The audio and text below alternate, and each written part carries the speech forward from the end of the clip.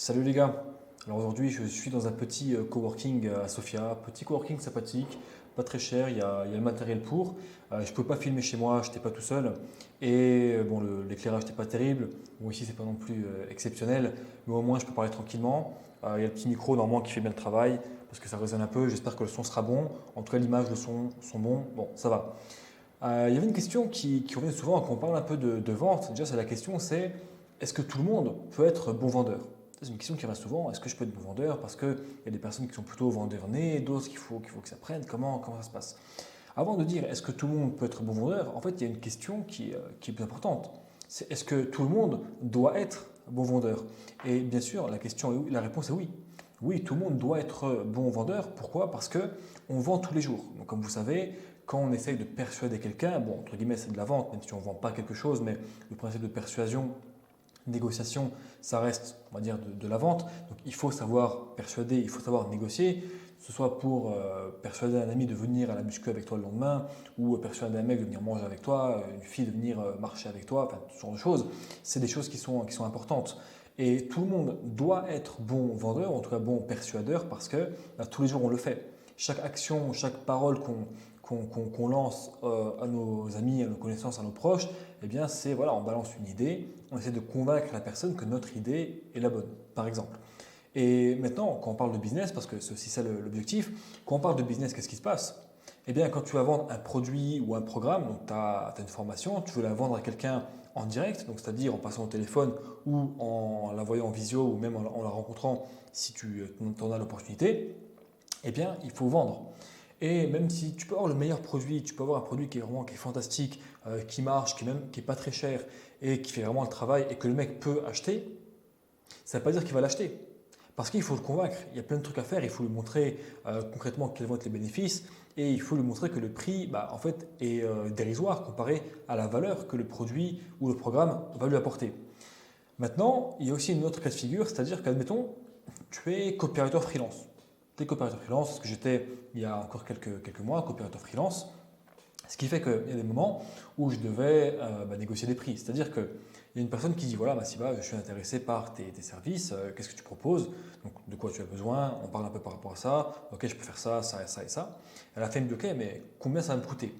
Et là, forcément, comme il y a un acheteur, donc lui qui va acheter mon service et moi le vendeur qui va vendre mon service, eh bien le vendeur veut acheter le service au prix le plus bas, ce qui est logique, et le vendeur veut vendre le service au prix le plus haut. C'est-à-dire que si moi, bien sûr, on me proposait une page de vente pour 1000 euros et avec 10% de commission sur chaque vente pendant 10 ans, donc forcément je le prends. Et si l'acheteur, lui, pouvait acheter le service pour 300 euros et sans commission sur la suite, forcément, il va le prendre.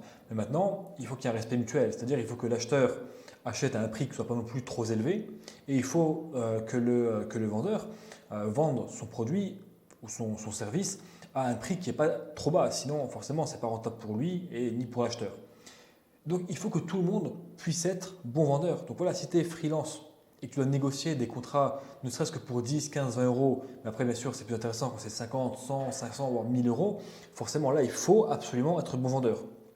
Donc, je récapitule, dans la vie de tous les jours, bien sûr, il faut être bon vendeur pour voilà, avoir plus de succès dans ses interactions et être plus dans l'abondance, comme on pourrait dire. Mais quand tu es dans le business, et tu dois, c'est impératif d'être bon vendeur parce que tu peux avoir de très bons services, mais si tu ne sais pas les vendre, tu vas toujours être payé, tu vas être sous-payé en fait.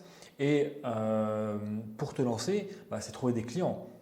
Et le truc, c'est pas de se faire à chaque fois sous-payer pendant un an et se dire, OK, là, à la fin de l'année, j'aurai de la légitimité. Non, le but, c'est d'avoir des prix qui restent corrects, même au début, et ensuite réussir à scale, en fait, à scale ses prix. Récemment, il y a une personne que je forme en closing qui avant qui était rédacteur SEO et il avait quand même un dernier contrat à négocier. Et du coup, avec les connaissances qu'il a acquises en closing, il a pu négocier un bon tarif. Ce n'était pas exactement ce qu'il voulait, mais il a pu négocier un bon tarif pour ses prestations alors qu'il n'était pas en position de force.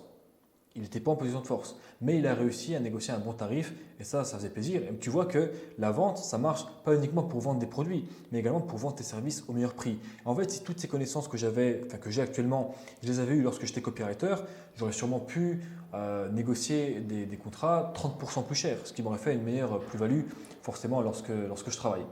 Et donc, il faut être bon vendeur. Ça, c'est une chose. Maintenant, la question, c'est est-ce que tout le monde peut être bon vendeur? Alors, il y a une réponse qui est assez simple. C'est comme partout. Il y a des personnes qui vont être naturellement douées pour le faire. Prenez le cas de Jordan Belfort par exemple. Il aime bien dire que c'est une personne, c'est un vendeur né. Il est né pour faire ça et il le fait dès qu'il était gamin. Il commençait à vendre aux personnes qui trouvaient et il se fait beaucoup d'argent lorsqu'il était jeune. Et il y a des personnes qui vont ne pas être des vendeurs nés et qui vont devoir apprendre en fait à le faire. D'accord? Et du coup, moi je fais partie de la catégorie des personnes qui n'étaient pas des vendeurs nés mais qui ont appris à bien vendre. Donc moi, je n'ai pas forcément ça dans le sens, c'est-à-dire que quand j'ai négocié par le passé, niveau persuasion, bon ça va, j'étais correct, mais je n'étais pas forcément au-dessus de la moyenne et je n'étais pas un génie de la vente. Et j'ai dû apprendre à faire ça. Ça fait 1 an que je suis closer et bon, le niveau que j'ai atteint aujourd'hui est plutôt pas mal, mais je n'étais pas un vendeur né. En fait, il suffit d'apprendre. Donc si tu es un vendeur né et que tu apprends, forcément tu vas exploser, tu vas faire beaucoup de ventes, tu vas bien connaître ton affaire. Mais si tu n'es pas un vendeur né, il faudra te former, donc quelques semaines, quelques mois forcément pour le faire, avoir un peu d'expérience. Et là, tu pourras prétendre à des bons taux de conversion et à beaucoup de ventes. Ça, c'est une chose qu'il faut savoir. Donc tout le monde peut être vendeur. Maintenant, j'ai une offre à vous faire, une offre très simple qui va vraiment vous apporter beaucoup de bénéfices. Je propose des coachings. Coaching pour apprendre à vendre. En 1 heure, de coaching, voilà, face à face avec moi, vous pouvez déjà savoir comment répondre aux objections. Vous savez, les objections qui sont laisse-moi y penser, j'ai pas d'argent pour le moment, c'est trop cher, je dois en parler à ma femme, il me faut un peu de temps. Enfin, toutes ces objections classiques que vont vous donner vos futurs prospects ou vos prospects que vous avez déjà là. Je pense que si tu vends, si tu as déjà vendu des produits au téléphone, si tu fais du SMEA par exemple, tu fais un contrat, le mec va te dire ouais, bon, 700 euros, c'est un peu cher et tout. Et si tu réponds des choses comme OK, oui, c'est un investissement, je peux te faire un plan de paiement, je peux réduire le prix, c'est pas sérieux. C'est pas comme ça que ça marche. En tout cas, c'est pas la meilleure manière de répondre à cette objection. Il y a une bonne manière que je peux t'enseigner. D'accord? Lors de ces coachings-là, en 1 heure, tu vas savoir comment le faire. En fait, le truc, c'est que c'est pas compliqué. Tout le monde peut le faire parce qu'il suffit, entre guillemets, de répéter des phrases, en fait, de comprendre le principe et de répéter des phrases qui vont convenir à la situation donnée. Donc en 1 heure, tu peux apprendre à faire ça. Et je peux t'apprendre à le faire pour un prix qui est dérisoire. Pourquoi? Bon, tu le verras dans la page que j'ai écrite en bas pour t'expliquer un peu le système. Parce que bon, c'est que ce que j'aime faire, premièrement. Et puis là, c'est une petite offre de lancement. Parce qu'après, il y aura d'autres offres qui vont venir, des vraies formations, des coachings qui vont être plus élargis pour vraiment les professionnels de la vente, là, pour des closers qui veulent vraiment faire ça tous les jours. Il y aura d'autres offres. Donc là, moi, il me faut des témoignages, il me faut bien sûr tout ça. Et c'est un moyen aussi, parce que là, c'est une vidéo que surtout les gens de mon canal Telegram vont voir. Donc c'est aussi une manière de proposer un service voilà, assez pas très cher au final pour faire du win-win de ces côtés-là. Bon, en tout cas, en 1 heure de coaching, tu peux apprendre beaucoup de choses et vraiment ça peut suffire. D'accord? C'est-à-dire que tu n'as pas besoin de prendre 5 heures, 10 heures, 15 heures pour savoir vendre tes produits.